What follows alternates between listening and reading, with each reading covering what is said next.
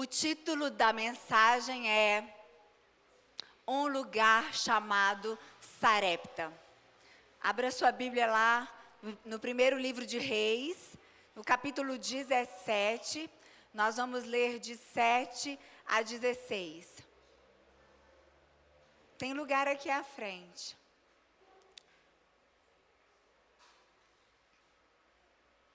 Primeiro Reis 17, de 7 a 16. E sucedeu que, algum tempo depois, o riacho secou-se por falta de chuva. Então a palavra do Senhor veio a Elias: vá imediatamente para a cidade de Sarepta de Sidom e fique por lá. Ordenei a uma viúva daquele lugar que lhe forneça comida. E ele foi.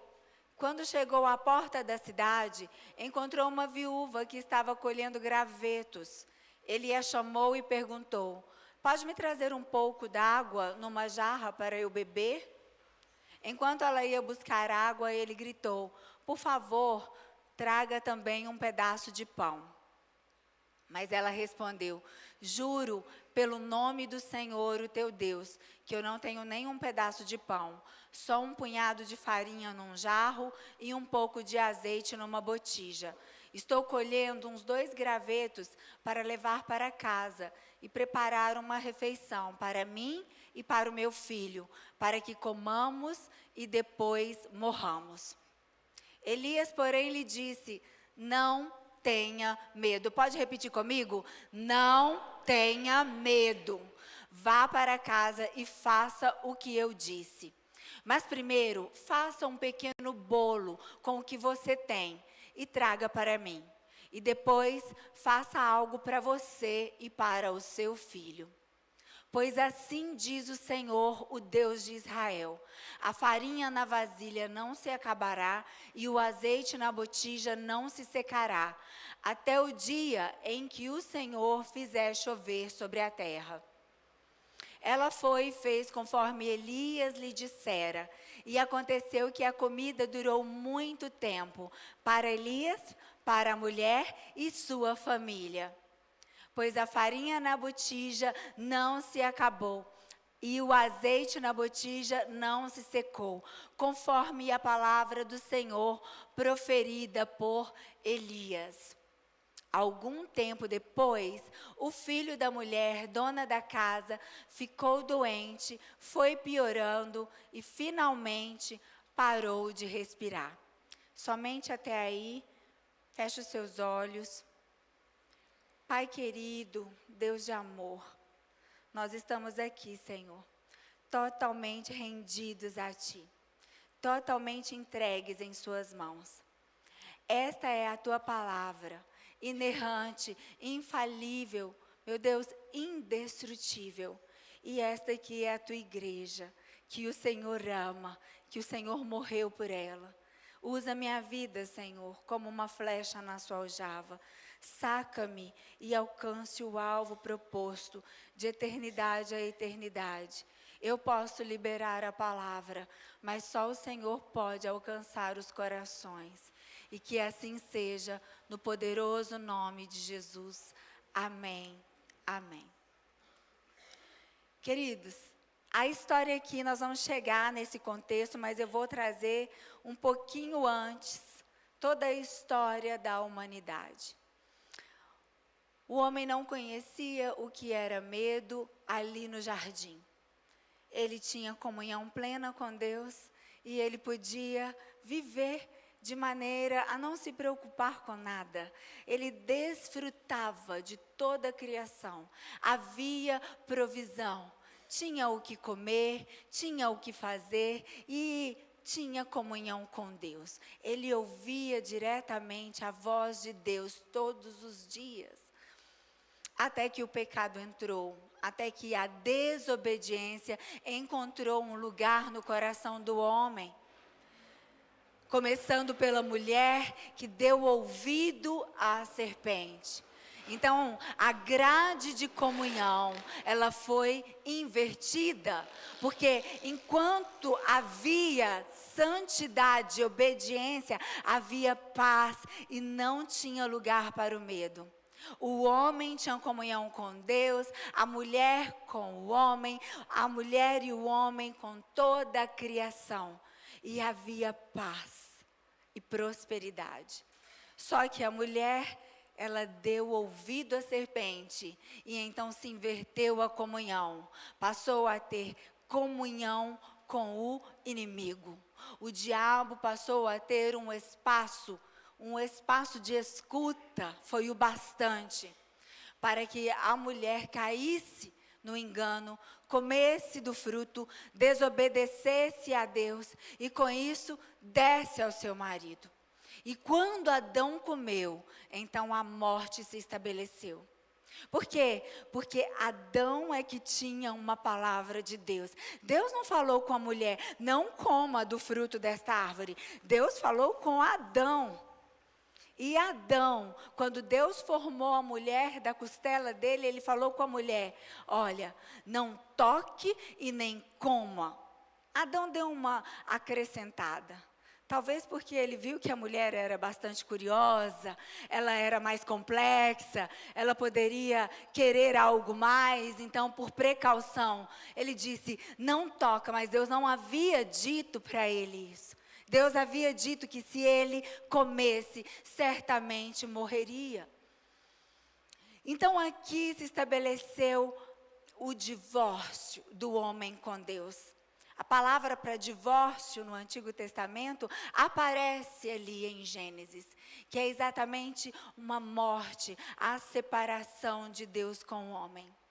Mas Deus, antes mesmo de criar todas as coisas, Ele já havia feito um plano de salvação. Antes de Deus dizer, haja luz, Ele já havia dito, haja cruz. Jesus já havia aceitado vir para morrer, vir para pagar o preço, vir para resgatar o homem. E então ali mesmo no Éden, ali em Gênesis, você já vai ver Deus falar do Evangelho. Deus falou o quê? Agora, o homem vai ter que comer do penoso trabalho dele.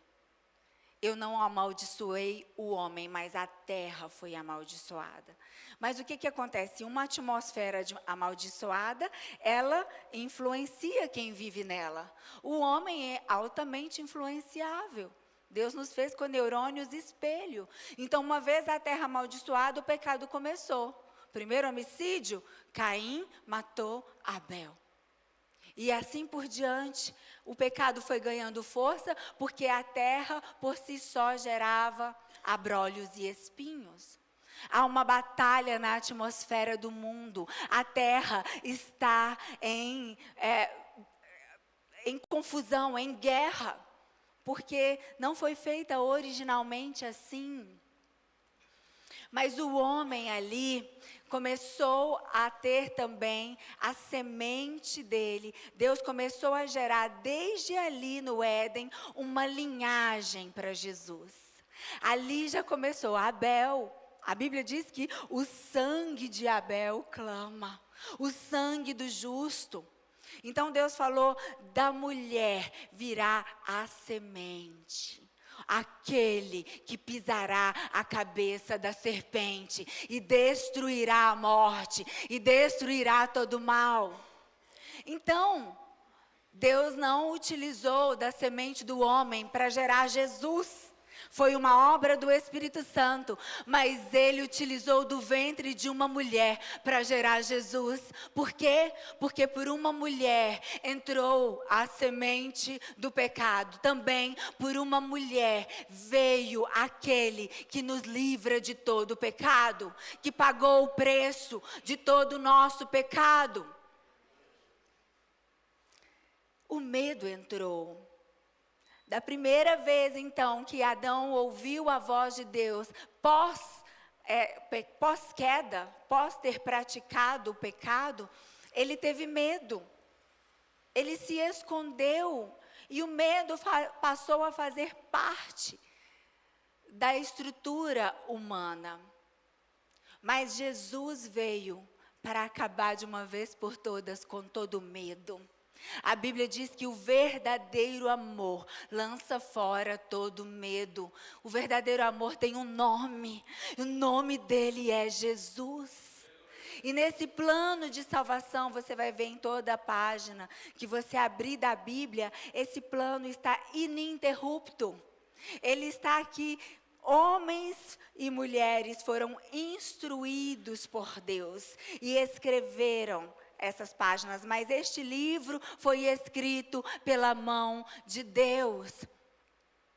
De uma maneira metafórica falando, né? Homens escreveram, mas homens assim, em 1500 anos, homens de séculos diferentes, culturas diferentes, de lugares diferentes, escreveram coerentemente o plano de salvação. Ele está aqui.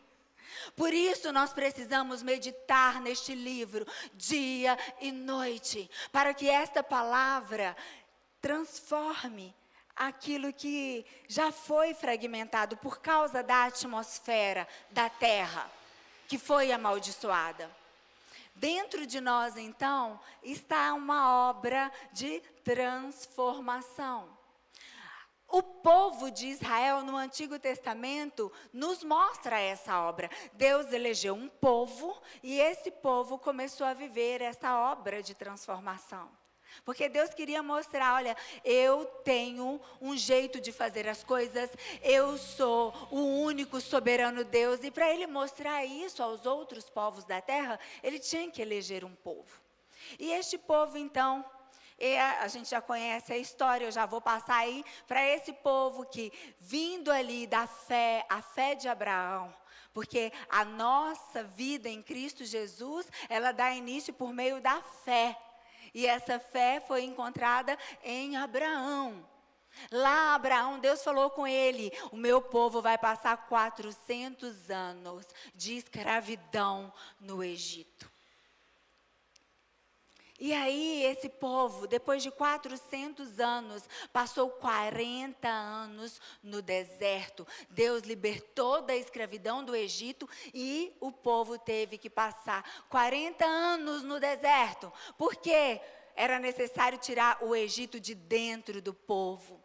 De novo, o Egito era a terra, estava amaldiçoada, mas o homem só era amaldiçoado porque tinha a influência da terra.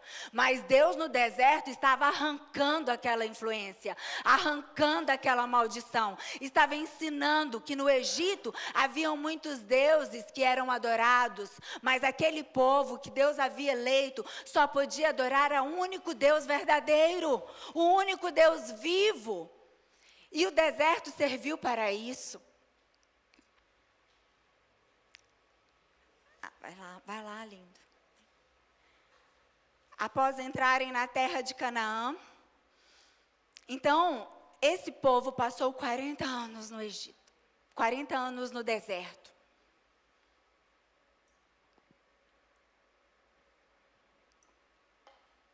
E havia uma terra prometida. E aquele povo entrou na terra prometida. Não aquele que saiu do Egito, uma nova geração cresceu ali. E da geração antiga não entrou ninguém, a não ser 2. Josué e Calebe.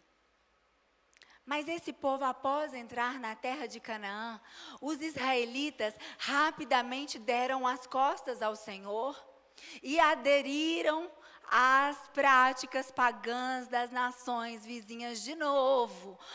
O povo, as pessoas, os homens, as mulheres, sendo influenciado pela terra. Entraram numa terra e foram influenciados por ela. Aderiram às práticas. De tempo em tempo, o que o Senhor fazia? Levantava um líder para dar uma sacudida no povo. O povo ia lá no pó, e aí o Senhor levantava alguém e o livrava. E livrava aquele povo, e o povo voltava adorando a Deus, somente a Deus. E daí a pouco caía de novo. começava a adorar os outros deuses, caía no pecado, se afastavam do Deus vivo, Deus levantava outro líder. Está aqui o livro de Juízes, para a gente ver isso. Mas a maior parte do tempo, aquele povo andava afastado do Senhor. Então vem o livro de Reis. Depois de Saul, Deus levanta então 2 grandes reis de Israel, Davi e Salomão, lideranças que fizeram a nação de Israel prosperar, expandir e ficar muito forte. Riqueza, se tornou uma nação rica. Mas após a morte de Salomão, o povo de Israel se dividiu em 2 nações. Aquele povo que era unido foi dividido, olha a mão do inimigo de novo. E passou a ser reino do norte, reino do sul. E aqui a nossa história começa. Porque o povo do norte logo deu as costas à adoração ao Senhor e se voltou para a adoração a ídolos pagãos. Então agora, no norte, é o ministério do profeta Elias. Ali confrontando um rei maligno chamado Acabe, marido de uma mulher chamada Jezabel, a mais perversa da Bíblia.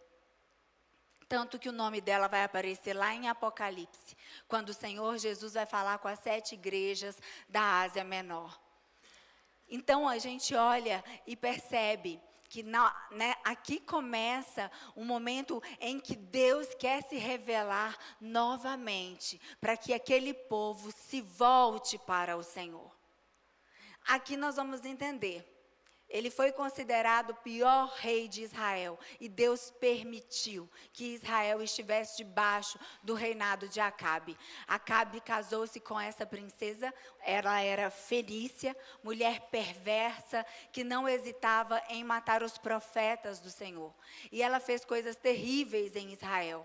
Foi ela que introduziu a tão famosa adoração a Baal. A adoração a Baal, ela acontecia dentro dos templos, onde Deus era adorado. Porque o que aconteceu? Aquele povo começou a se afastar de Deus e aos poucos foi esvaziando o templo das coisas do Senhor, da adoração devida ao Senhor, e o templo foi sendo preenchido com a adoração a Baal. O inimigo, ele é sutil, ele vai mudando aos poucos, ele vai infiltrando com práticas, com culturas e principalmente com o pecado. Ele contamina aqueles que servem, ele começa a mudar a mente. Porque tudo começa da cabine de decisão. Alguém que decide servir ao Senhor de todo o coração está resguardado da queda, porque Deus guarda os seus. Mas o problema é que aquele povo não se resguardou. E os templos onde uma vez Deus já tinha sido adorado, agora Baal era senhor deles. Baal era adorado. Baal era tido como o Deus da prosperidade. Alguma semelhança com os nossos dias? Com a teologia da prosperidade? As pessoas iam adorar a Baal e os cultos a Baal tinham práticas de imoralidade sexual dentro do culto. A palavra do Senhor vai nos revelar sobre prostitutas cultuais, mulheres que ficavam dentro do templo para terem relações no momento do culto a Baal. E aquilo eles acreditavam que traria prosperidade, que a chuva ia cair, que a terra ia brotar e que grande seria a colheita e que eles ficariam ricos. Vive a vida que você quer, busque o prazer, carpe diem. Basta você buscar conexões com Deus, porque todos os caminhos levam a Deus. Essas são mentiras do diabo. O boleto chega, o boleto chegou. Deus levantou o profeta. A palavra do Senhor vai nos revelar que Deus tem tempos e medidas. Assim como ele disse para Abraão, meu povo vai ficar 400 anos no Egito. O povo ficou 400 anos no Egito. Aqui Deus falou, chega. O aroma que subia era fétido. transbordou a medida. Deus levanta o profeta Elias e com poder e autoridade, Elias vai diante de Acabe e Jezabel para liberar uma palavra profética. Elias falou: não cairá água sobre esta terra 3 anos e meio.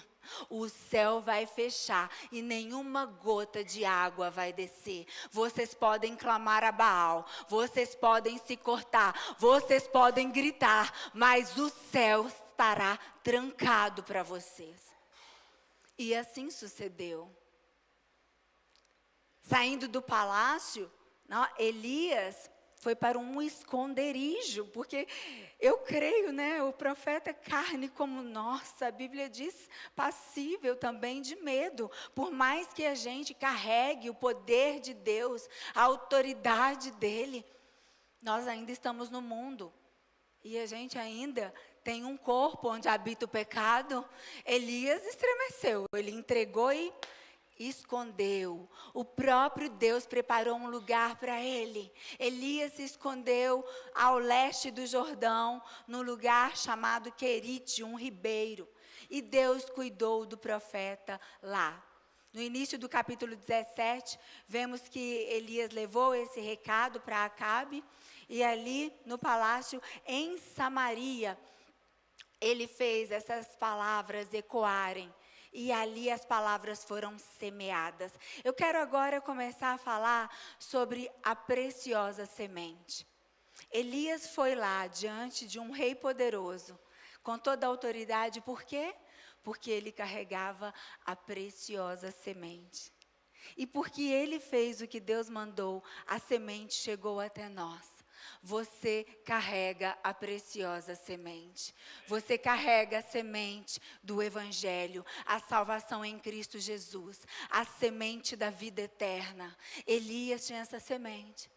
Aquele que carrega a semente continua estando na atmosfera adversa. Nós ainda estamos no mundo. Elias ainda estava no mundo. A palavra que ele liberou iria acontecer.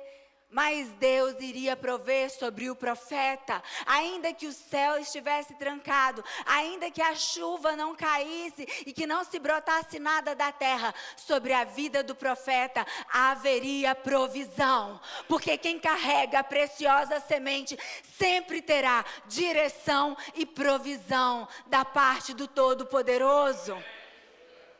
Elias foi para um lugar preparado por Deus, um lugar simples.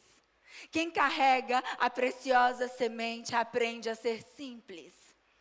Um lugar simples. Bebia da água do Querite. E sabe do que ele comia? Ele comia da boca do corvo. Ali um corvo vinha todas as manhãs e tarde, trazia pão e carne. E o profeta sobreviveu com a água do ribeiro, até que ele secou, pois não caía chuva em parte alguma. Ei, presta atenção aqui.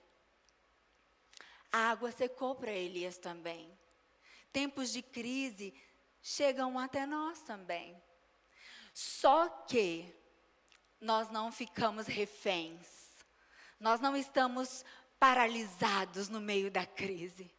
A boa mão de Deus nos movimenta, a boa mão de Deus nos prepara, nos orienta. Elias, agora vai para um lugar, meu filho.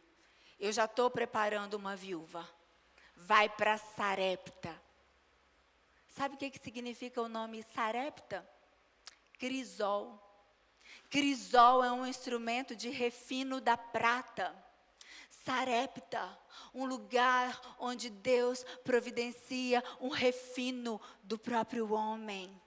Porque em toda batalha material, quando parou de vir recurso, quando parou de vir chuva e não se conseguia sustento, Deus também estava tratando sobre coisas espirituais.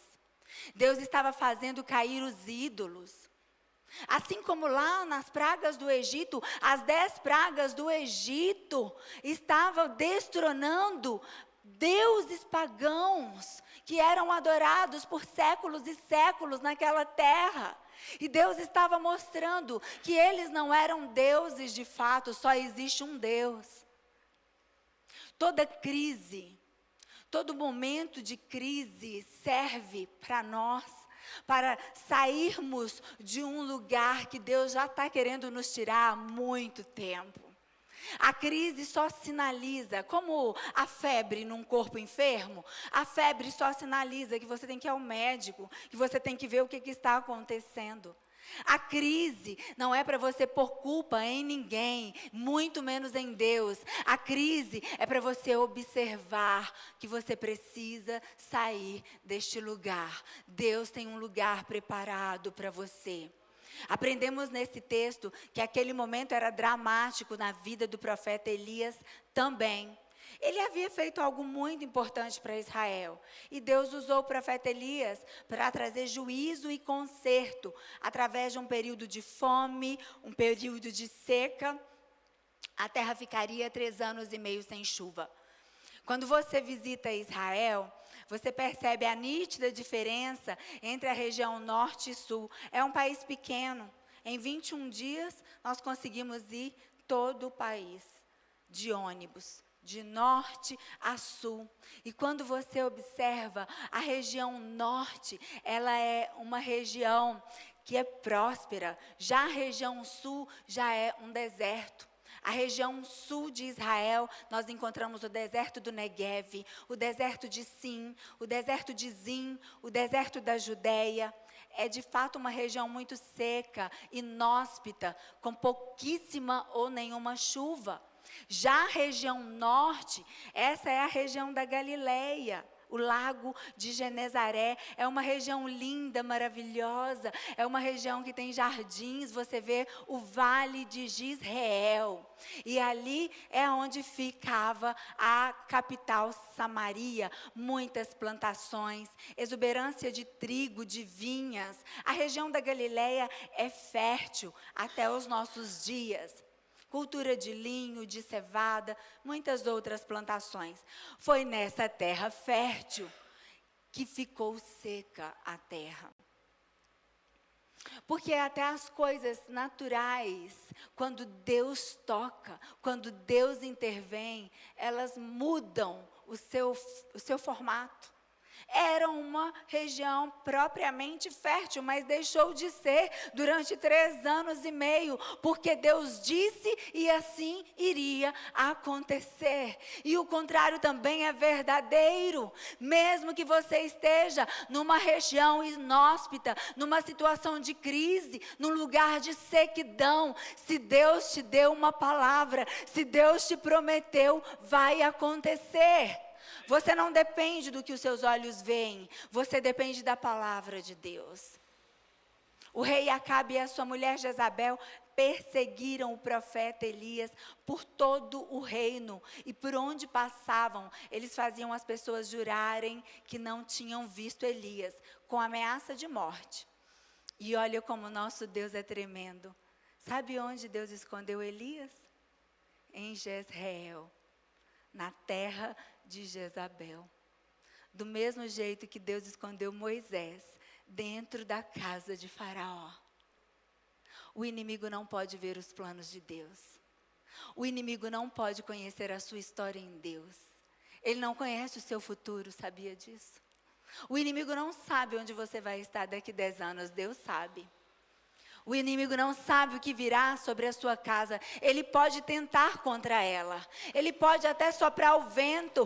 Pode vir a adversidade. Mas se a sua casa estiver firmada na rocha, você permanecerá de pé. Haja o que houver.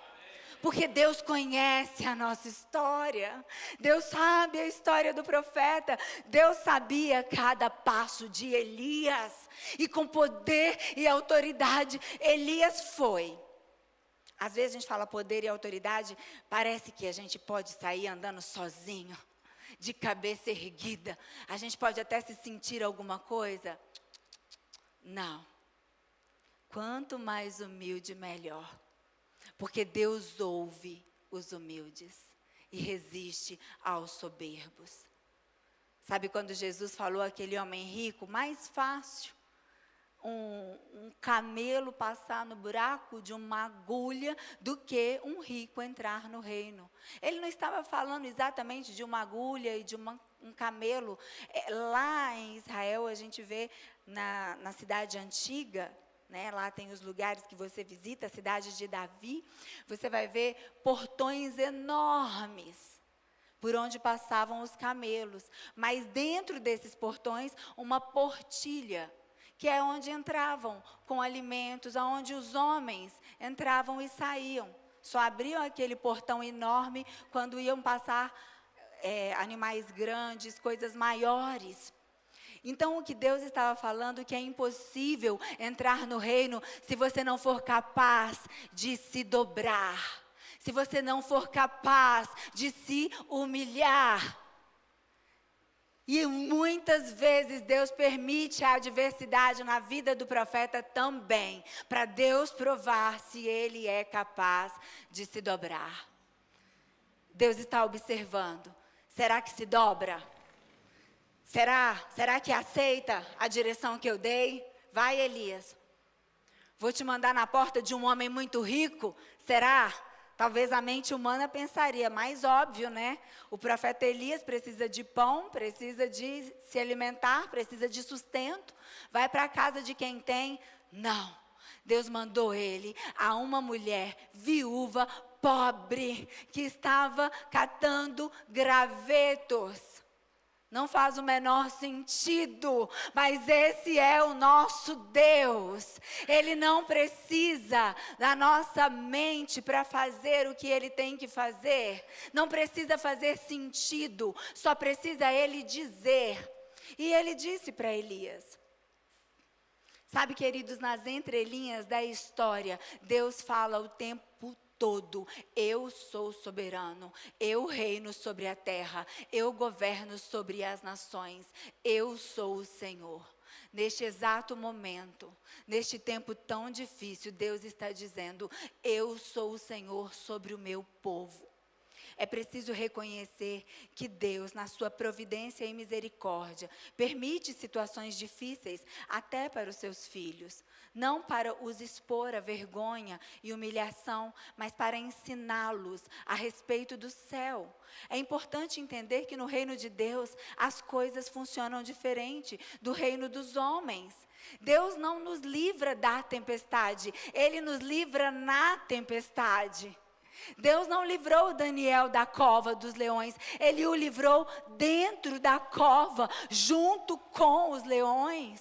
Da mesma forma, os amigos dele, dentro da fornalha, porque dessa forma o céu se revela. O céu quer se revelar à terra, porque a terra, ela está com os dias contados, no formato da queda. Toda maldição será extirpada, uma onda inundará a terra, toda a terra experimentará de uma visitação, ela será cheia da glória de Deus. E toda maldição será quebrada, todas as cadeias. Mas até que isso aconteça de uma vez por todas, está acontecendo aos poucos. Sabe como? Através da sua e da minha vida. Onde entra um Elias, a maldição quebra, a terra passa a gerar, a provisão acontece do nada, porque assim Deus faz. Deus quer fazer deste mesmo modo conosco. Lá em Atos dos Apóstolos, vemos que Deus não livrou Paulo e Silas da prisão, mas na prisão eles foram libertos e melhor, trouxeram consigo o carcereiro e toda a sua família. O plano de Deus sempre abrange mais gente. Ele sempre alarga as estacas. Às vezes a gente gosta, né, daquelas profecias, Deus tem algo profundo e íntimo contigo. Tudo bem, Ele é Deus personalíssimo, Ele nos conhece na intimidade. Mas o que Deus tem contigo tem a ver com mais um monte de gente. Tem mais a ver com um tantão de coisa. Tem a ver com a próxima geração. Uma geração contará a outra. O que você faz lá dentro da sua casa tem a ver com mais gente do que os seus familiares. Tem a ver com seus vizinhos, tem a ver com a sua nação, tem a ver com aquilo que Deus deseja para você. Então, assim foi com Elias. Deus usou a vida do profeta no meio da escassez, da falta de chuva, e também atingiu a vida dele com isso. Mas o profeta Elias, estando na terra do inimigo para se refugiar, foi para a casa de uma viúva. De fato, o agir de Deus não pode ser compreendido pela mente humana. E o apóstolo Paulo vai falar isso aos Coríntios. Vamos para a primeira carta aos Coríntios, capítulo 2, de 14 a 16.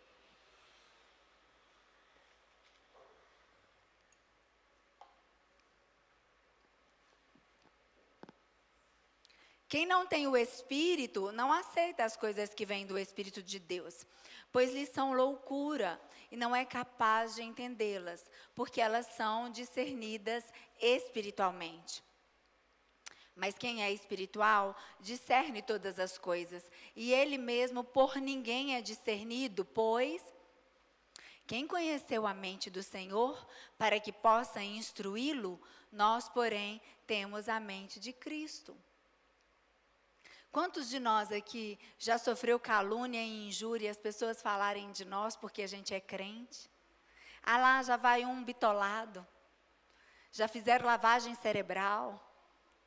Porque não compreende as coisas do Espírito. Deus raramente faz uma coisa de cada vez. O homem natural não pode entender. Deus está fazendo um monte de coisas ao mesmo tempo. Por que parece loucura? Porque aqueles que não têm o Espírito de Deus não podem compreender, simples assim. Os olhos deles veem, mas não enxergam. Mas o Senhor nos mostra. O passo seguinte do profeta envolvia também a forma como Deus cuidaria de uma viúva pobre. Deus estava juntando dois necessitados. Dentro da matemática de Deus, 1 mais 1 não são 2. 1 mais 1 significa toda uma nação sendo restaurada. Era um homem pobre com uma mulher mais pobre ainda. Ambos tão necessitados. Deus só precisava juntar. Porque a obediência de Elias com a fé da viúva fez o milagre acontecer. A provisão milagrosa. O passo seguinte do profeta também alcançaria o milagre para a viúva. Quando as coisas que não fazem sentido acontecem, é provável que nós não compreendamos quantos projetos complexos Deus está fazendo. Agindo não apenas em nossa vida, mas também na vida de outros. Quando chegou perto da cidade de Sarepta, Elias viu uma viúva apanhando gravetos. Observe que Elias sofria com a seca da mesma forma que o maligno rei Acabe. Poderíamos pensar que aquilo afetava apenas as pessoas más e que as boas eram poupadas do sofrimento, mas não é assim. Vivemos num mundo decadente, contaminado, e de alguma forma tudo que a gente vê nos deixa indignados. Mas nós não podemos nos levantar como a voz do ímpio, que fala mal do governo, que espragueja, que fala que a culpa é de alguém.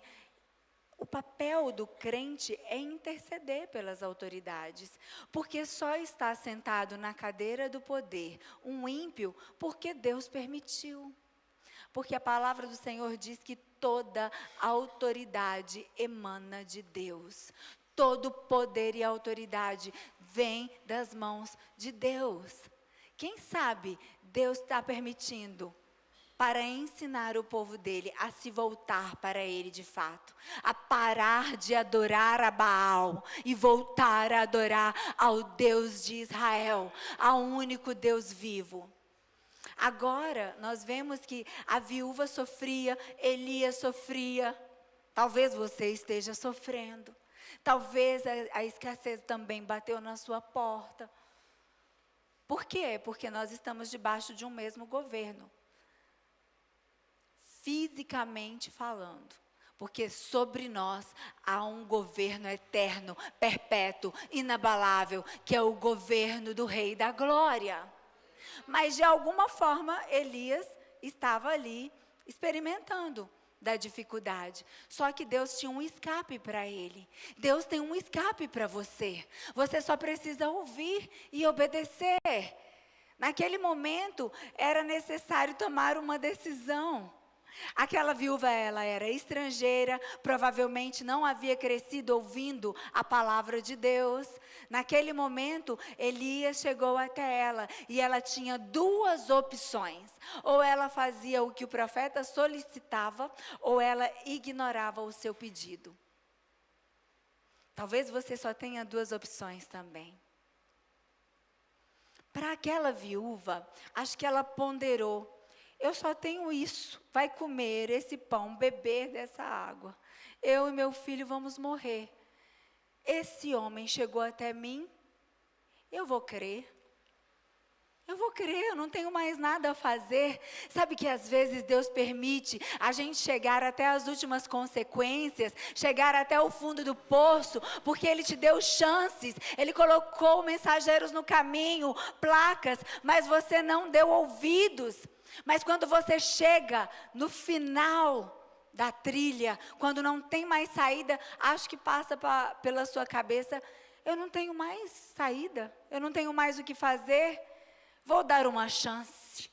Talvez ela tenha pensado, vou ouvir o profeta. O pedido de Elias parecia no mínimo egoísta, visto que primeiro ela deveria trazer o pão para ele.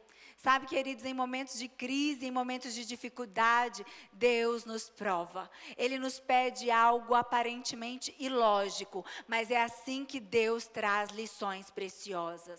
Ei, Naamã, tá com lepra, vai ter que mergulhar 7 vezes num rio sujo.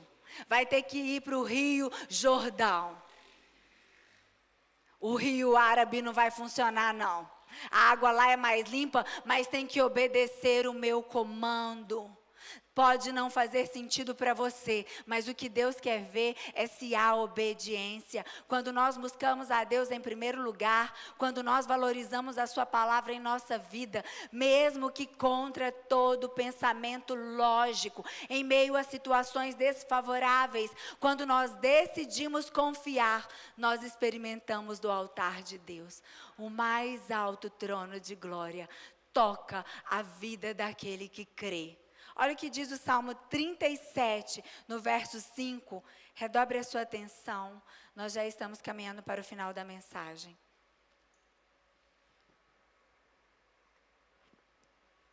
Entrega o seu caminho ao Senhor, confia nele e tudo ele fará. Entrega o seu caminho. Você já entregou? Você entregou, mas está meio que segurando? Essa situação aí que você está vivendo, será que você de fato entregou, se rendeu? Nós estamos em tempos difíceis, isso não precisa nem perguntar. Eu tenho certeza que você está vivendo algum problema, assim como eu também estou. Raras as exceções. Administre o que está em suas mãos. Administre seus recursos materiais. Ei, ouça o que Deus está falando. Administre seus recursos espirituais, seus recursos emocionais. 2026 está batendo a porta e não conseguirá ficar de pé aqueles que não confiam no Senhor. Os sinais estão aí.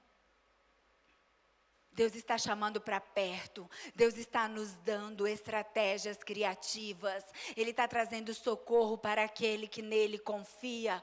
Nós estamos no meio de mudanças gigantescas, no tabuleiro econômico, âmbito mundial, âmbito global, afeta todos.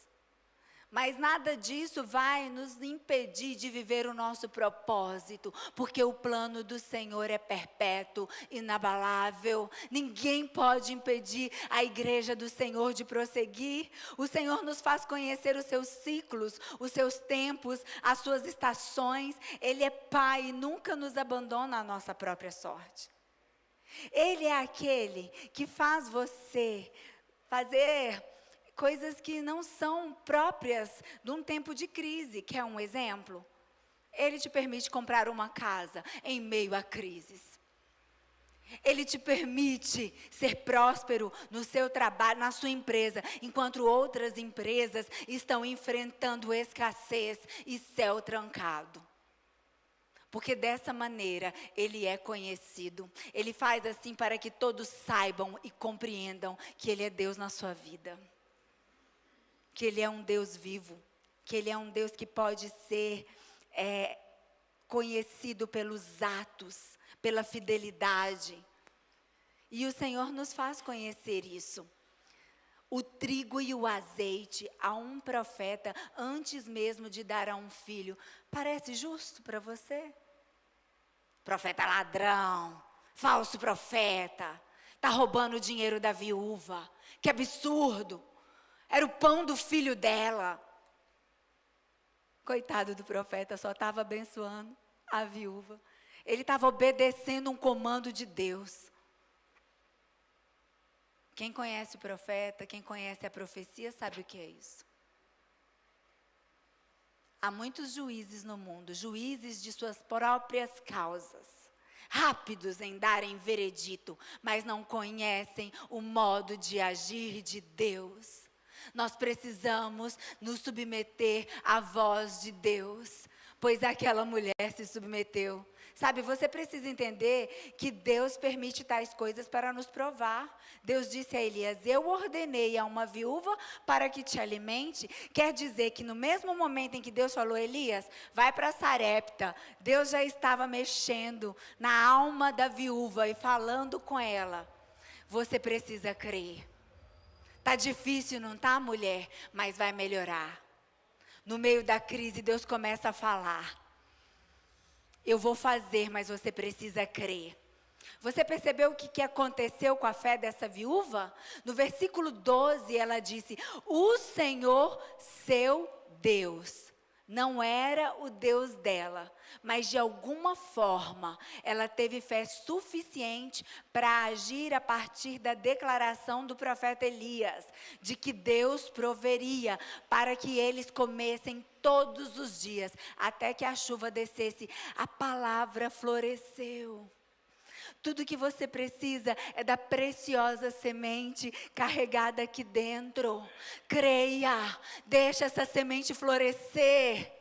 Para de ouvir tantas vozes e comece a meditar na palavra. Comece a carregar a preciosa semente. Nós não somos deste mundo. Nós não somos dessa terra amaldiçoada. Nós carregamos a bênção dentro. E onde quer que colocarmos os nossos pés, tomaremos por possessão. Onde colocarmos as nossas mãos, abençoado será, prosperará. A terra vai mudar, a nação vai crescer, virão dias melhores.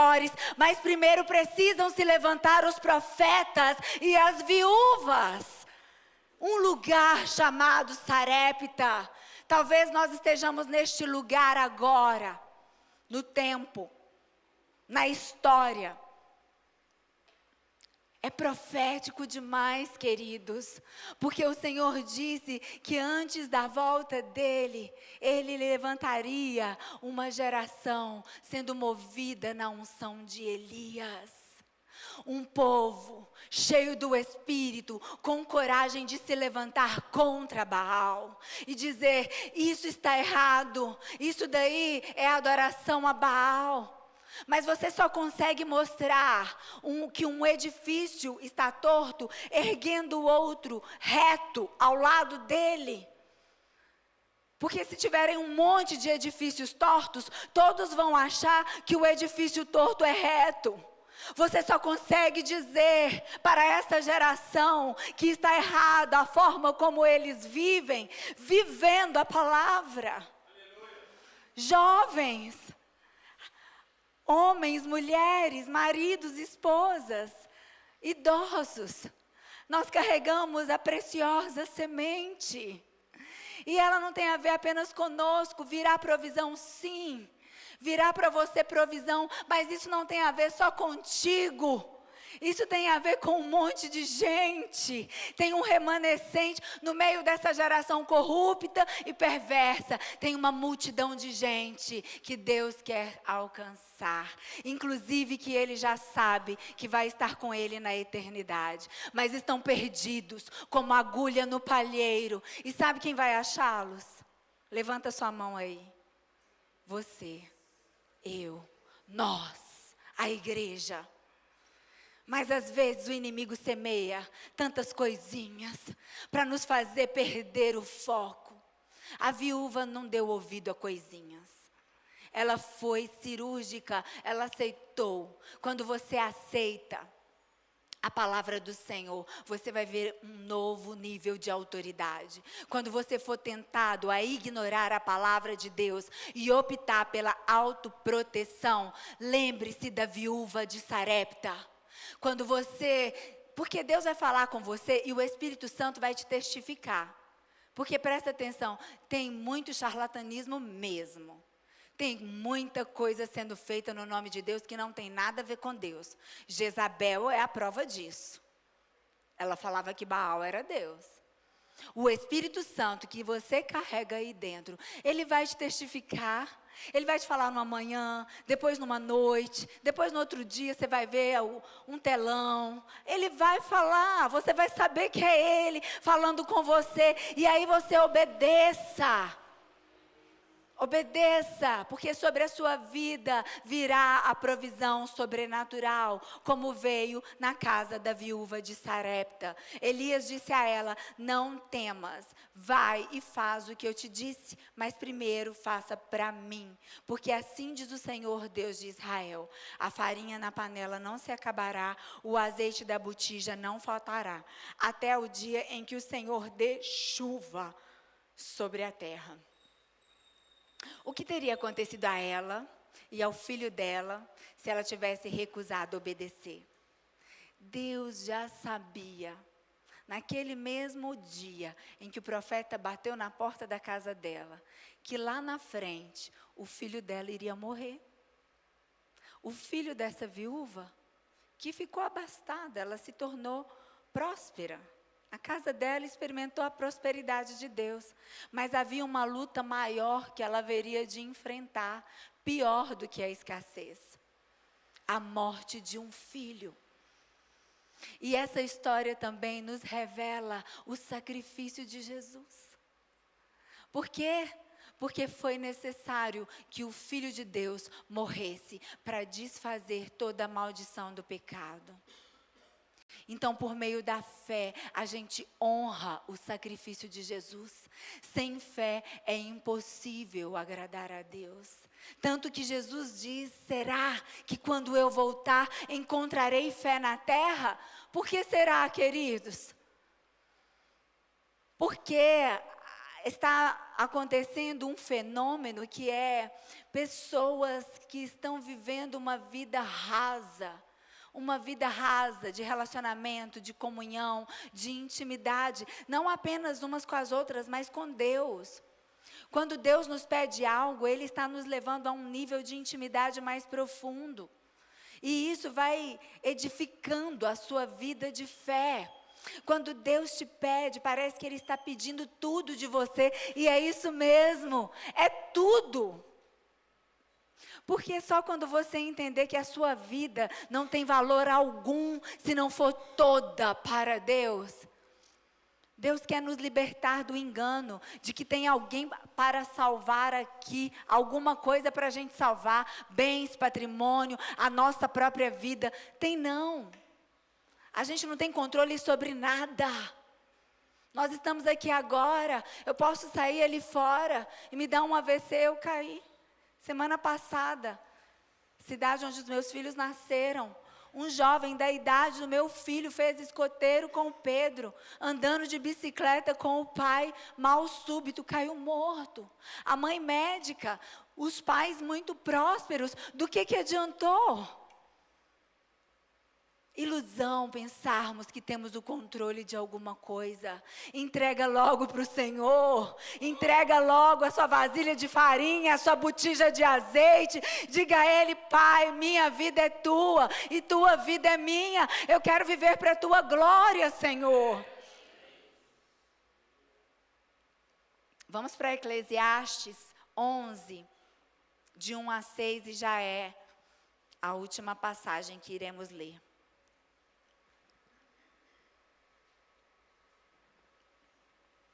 Atire o seu pão sobre as águas, e depois de muitos dias você tornará a encontrá-lo. Reparta o que você tem com 7, até mesmo com 8, pois você não sabe que desgraça poderá cair sobre a terra. Quando as nuvens estão cheias de água, derramam chuva sobre a terra. Quer uma árvore caia para sul, quer para norte, onde cair, ficará. Quem fica observando o vento, não plantará. Quem fica olhando para as nuvens, não colherá. Assim como você não conhece o caminho do vento, nem como o corpo é formado no ventre de uma mulher, também não pode compreender as obras de Deus, o Criador de todas as coisas. Plante de manhã sua semente preciosa, e mesmo ao entardecer, não deixe as suas mãos ficarem à toa, pois você não sabe o que acontecerá, se esta ou aquela produzirá, ou se as duas serão igualmente boas. A luz é agradável, é bom ver o sol. Até aí. Aqui fala de árvores, né? De quedas de árvores. Muitos não estão confiando na palavra e nem estão mais inseridos na igreja porque se decepcionaram com escândalos. E virão mais. Deus está limpando os altares. Deus está mostrando coisas que Ele está vendo. Chegou a medida está transbordando. E quantos, o próprio Jesus disse, é necessário que aconteçam os escândalos, mas ai daqueles que os causarem. Alguém já disse, vale repetir, uma árvore que cai faz mais barulho do que centenas de árvores crescendo, saudáveis. A queda de muitos estão afastando pessoas. Não deixe que isso aconteça com você. Não deixe que os escândalos te afastem de Deus e te roubem a preciosa semente. Nós precisamos ir até o fim, crendo, recebendo de Deus o que é necessário. Quem observa o vento nunca semeará, mas aquele que está no propósito, carregando a semente preciosa, ainda que com lágrimas, vai semeando, estes voltarão com os seus feixes, cantando cânticos de júbilo. Não perca o foco, não pare no meio do caminho. Lança o seu pão sobre as águas da palavra de Deus, sobre as águas do Espírito Santo, sobre as águas da promessa do Senhor. Lança o seu pão, porque a palavra do Senhor jamais volta vazia. Deus quer que você tenha experiências como essa, como a da viúva de Sarepta.